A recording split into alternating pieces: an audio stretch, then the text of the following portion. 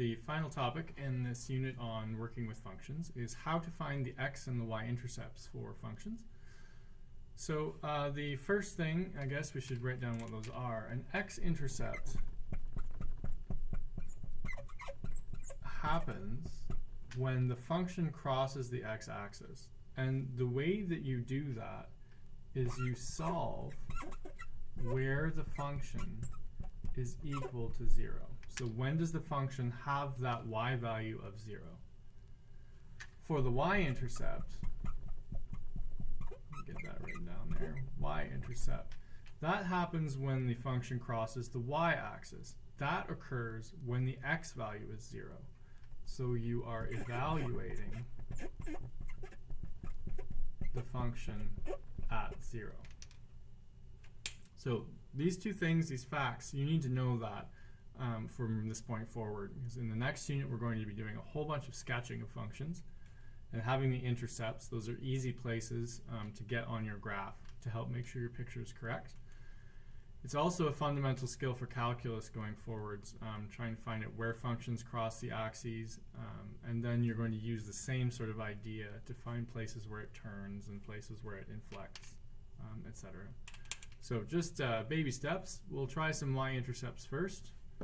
So first function will be f of x equals 2 x minus 3 squared minus 5. All right, now take a minute, look at that, and decide what shape it is. Hopefully you're seeing a parabola. It's this kind of function. All right, so if you're after the y-intercept, what you're going to do is you're going to evaluate the function at 0. So f at 0 would be 2 times 0 subtract 3 squared minus 5. Following our order of operations, I need to simplify the argument first. 0 minus 3 is negative 3. Once the argument is simplified, I execute the function. Negative 3 squared is 9. Now that the function is executed, I go through and I apply the external modifiers. 2 times 9 is 18. 18 minus 5 is 13. Therefore, the y-intercept of f of x is 13. So if I were sketching this thing, at 13 on the y-axis, this parabola has to pass through it. So it either looks like that or it looks like this, one of the two. Okay. So for this example, I've got a radical. So you need to take a minute and think about what that looks like. And it's a little nub, and then it takes off like so. So if we're trying to do the y-intercept of this one, I'm going to evaluate the function at 0. So it'll be negative 3 square root of 2 times 0 minus 8 plus 1. Oops, that shouldn't be there. So order of operations, I need to simplify the argument first. It's negative 3 square root of 0 subtract 8 is negative 8. Negative 8 times 2 is negative 16. And that's kind of exciting because 16 is a perfect square, but you can't square root a negative number. That's forbidden.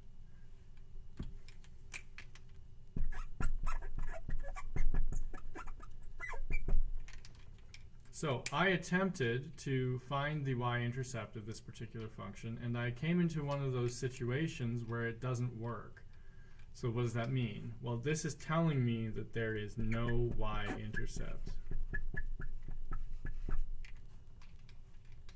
So you see why you have to be careful about this, because if you were trying to find y-intercepts of this and you just fudged that and said, well, whatever, I'll call that 4 and go on, you would have found a y-intercept when one does not exist. And then you would have tried to sketch it with that y-intercept in the wrong place, and you would have wondered why your sketch wasn't working.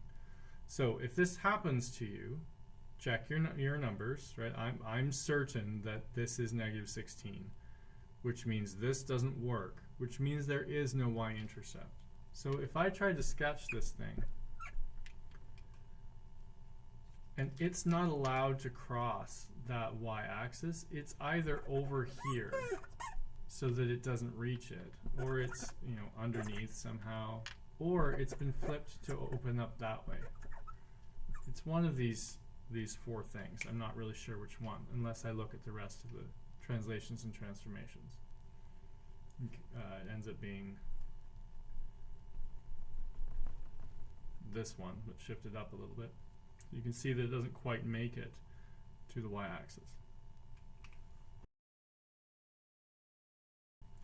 All right, so here I have a base 2 logarithm, just for some excitement, and I'm going to try and find the x-intercepts. In order to find an x-intercept, I have to solve where the function is equal to 0. So 0 is -3 log base 2 of 4 times x minus 6 plus 12.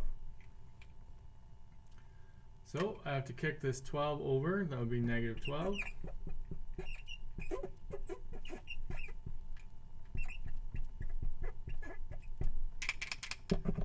And then I have to divide by -3. -12 divided by -3 is 4.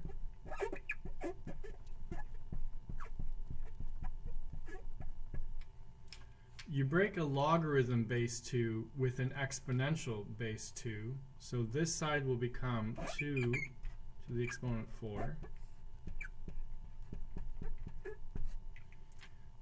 2 times 2 is 4, times 2 is 8, times 2 is 16. So 2 to the power 4 would be 16.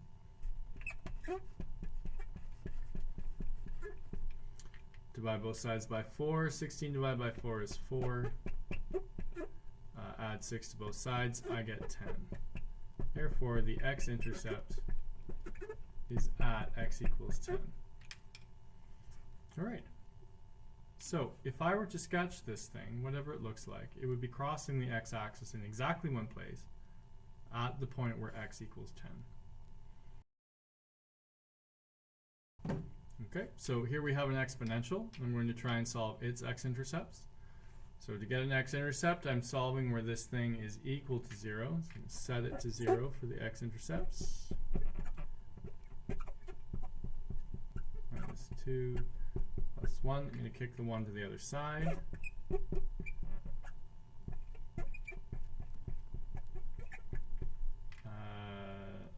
Instead of dividing by 2, I'm going to multiply both sides by 2. 1 times 2 would be -2.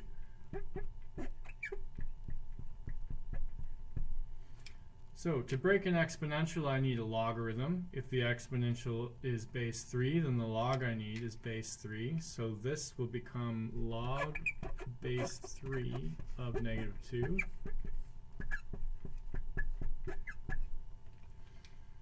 But when I try to do the log of a negative number, I remember from the last section that that is also forbidden. So I check back through, make sure I didn't screw up the negatives. A positive would be a negative over here. Negative times a positive is a negative, and then log of a negative is still forbidden.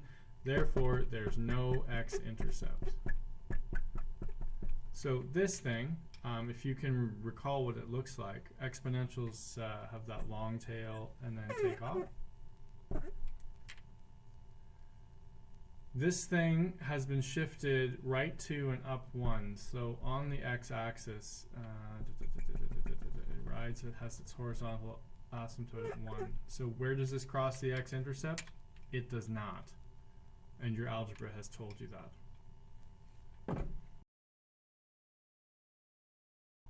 All right, so if, let's make that.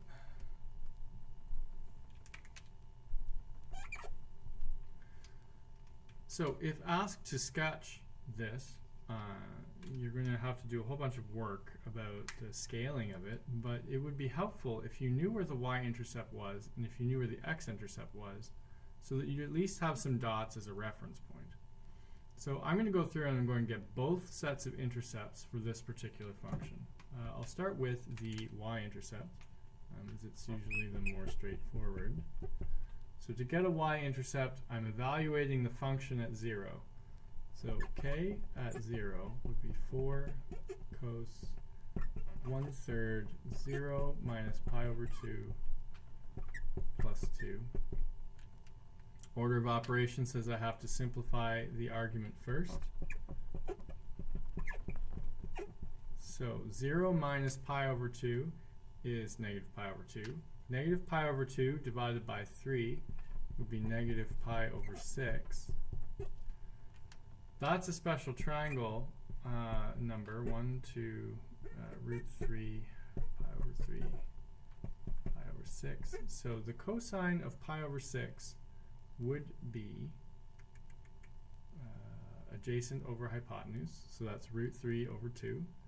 And cast rule, negative pi over 6 is down here where cosines are positive. So I'm going to get a positive value there. Positive root 3 over 2. 4 times root 3 over 2 plus 2. 4 divided by 2 is 2. So my y-intercept is 2 root 3 plus 2, whatever that is.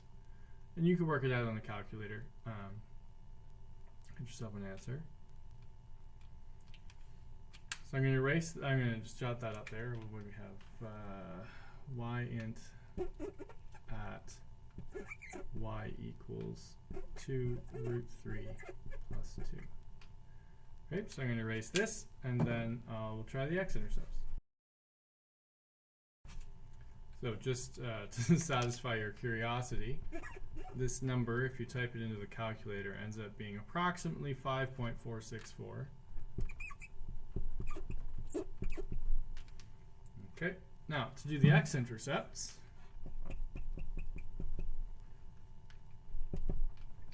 I have to solve when the function is equal to 0. So I'm solving when 4 cos of 1/3 x minus pi over 2 plus 2 is equal to 0.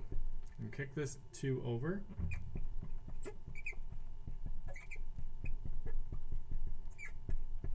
Makes it negative 2. Divide 2 by 4.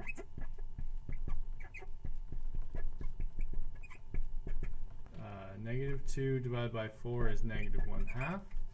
Arc cos that.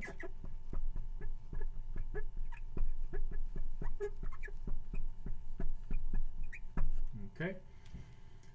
Now you have to ask yourself, is this number bigger than 1 or less than negative 1? And it is not. So this will have answers.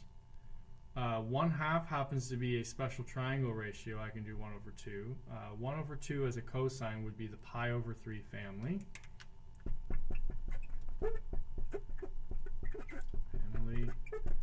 Okay, and this cosine ratio is negative, so I am after the solutions in this quadrant and this quadrant, which would be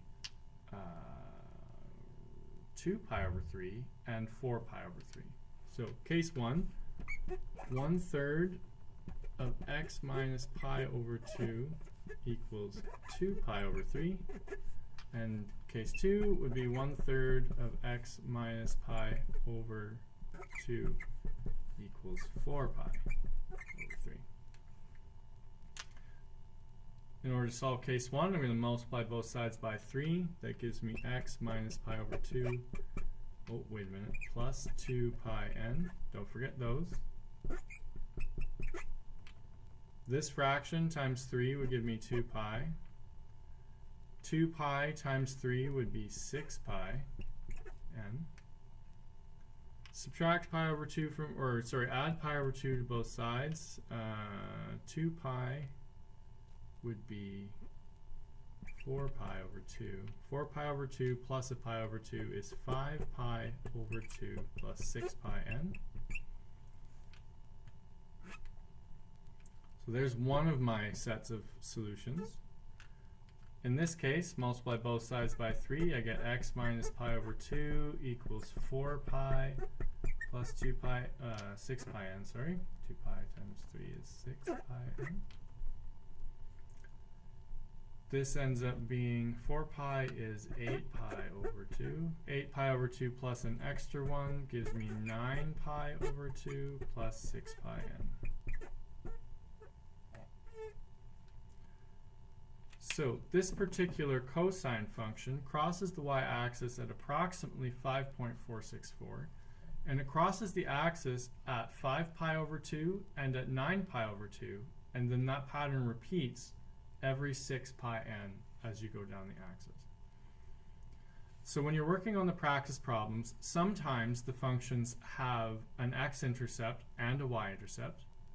Sometimes it has an X-intercept and no Y-intercept. Sometimes it has a Y-intercept but not an X-intercept.